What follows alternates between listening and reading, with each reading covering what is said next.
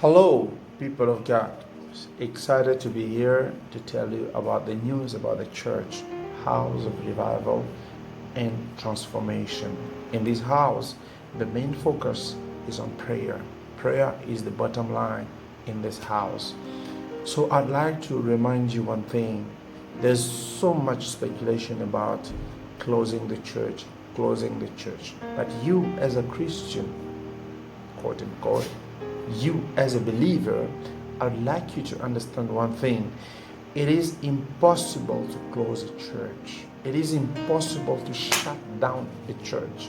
Because Jesus said, he spoke to Peter and said, Peter, it is on you that I'm going to lay the foundation of this earth. It was not on a building that was realistic. In other words, the church that the Bible speaks about is not a building.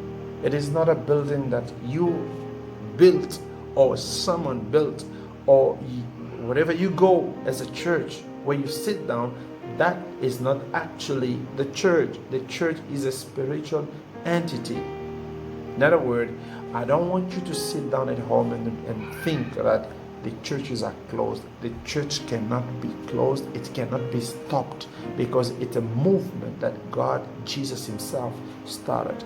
So I want to put in your mind that as in our church, every service, everything goes as it used to be, but we don't meet in the building. That's a building. It is a building.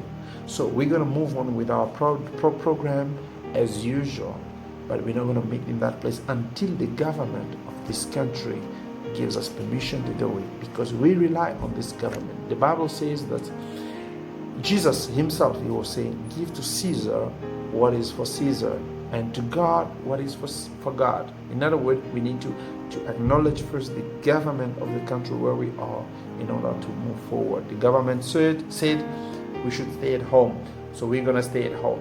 But will the government say we should keep quiet and not pray? We're waiting for that.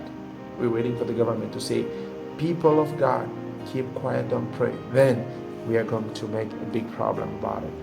But as long as we stay at home, we're going to connect spiritually, we're going to connect on social media, and we are going to pray. So I want you to understand that prayer is still there. We're still in the house of prayer. We are going to pray. You have a problem, let us know in the WhatsApp group. You have an issue, you need prayer, let us know. If the other problems have been solved with the same power of God, your problem also can be solved with still the power of God. So we believe that God cannot stop acting because of Corona. God cannot stop healing someone because Corona is there.